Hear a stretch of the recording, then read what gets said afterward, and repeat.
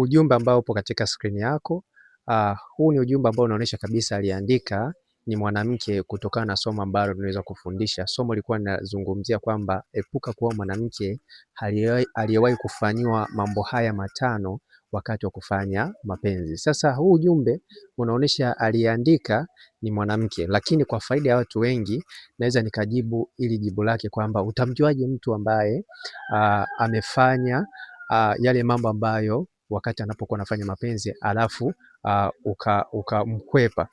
Kuna njia rahisi ambazo unaweza kumjua huyo mwanamke, lakini kupitia ujumbe ni vizuri zaidi kuweza kujua kwamba sisi wa Afrika au sisi wa Tanzania ni watu ambao tunachukia ukweli. Kwa hiyo amewasilisha kwa hasira kwa sababu yeye ni Mtanzania, kwa sababu ukweli huwa unauma kwa mbongo.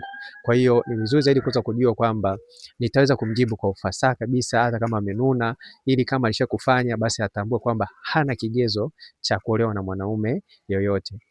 Jambo la kwanza, ili uweze kumtambua mwanamke alishawahi kufanya mambo ambayo hastahili kuolewa, kama alishawahi kufanya mapenzi kwa namna ambayo inaweza kuitaja katika video ya nyuma, ni kwamba mnapoingia katika mahusiano lazima mweze kufanya mapenzi. Kwa hiyo ni njia mojawapo ambayo ni rahisi kuweza kumjua huyo mwanamke kwamba alishawahi kuingiliwa na wanaume kwa mtungo. Utajua tu, yani kwa jinsi ambavyo utakuwa unafanya mapenzi utamuona kabisa kwamba huyu mwanamke alishawahi kufanya hicho kitu.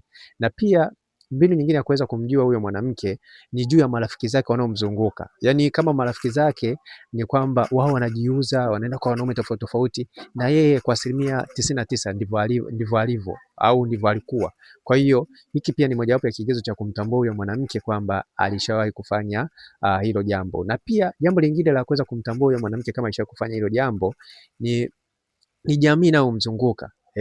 Hutakiwi kuwa mwanamke au hutakiwi kuingia katika mahusiano na mwanamke bila kuangalia jamii inavyomzunguka inamchukuliaje. Mfano, kuna mwanamke ukimchukua katika jamii inayomzunguka watu watasema huyu jamaa ni mgeni kwa sababu huyo mwanamke ni malaya.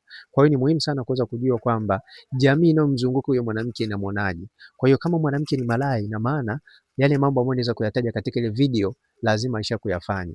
Kwa hiyo nimeweza kumjibu huyu kwa faida ya wanawake wengi na faida ya wanaume wengi ambao nahisi kwamba mimi nitamjuaje mwanamke ambaye alishakufanya mapenzi akiwa anafanyiwa haya mambo matano ambayo naweza kuyataja, kuhusu kuingiliwa kinyume na maumbile, kuhusu kupigwa mtungo na mambo kadhaa ambayo yanadhihirisha kwamba huyo mwanamke hafai kuolewa. Kwa hiyo kama unahitaji kupata pia ushauri, na pia nikukumbushe ili uweze kupata pia huduma yangu, hakikisha unapata kama ni binti mbichi kabisa, hakikisha unapata hizi chupi. Ukichukua chupi 3 au 5 nitakupa darasa la kufanya mapenzi. Kila chupi hapa nitauza shilingi 3000 kwa faida ya mabinti ambao ni mapisi. Hizi chupi ni nzuri sana, na pia hata kama una mpenzi wako unamuonesha kwamba wewe ni msafi, na pia nitakufundisha jinsi ya kuvua chupi wakati wa kufanya mapenzi na namna ya kuwa umevaa chupi ukafanya mapenzi. Ni chupi ambazo ni nzuri sana, zina rangi tofauti tofauti, unaziona. Kwa hiyo hakikisha unanicheki ili kupata hizi chupi kwa mabinti ambao ni peace, sio wale majimama, mabinti zinawafaa. Kwa hiyo hakikisha unanicheki ili kupata hizi chupi.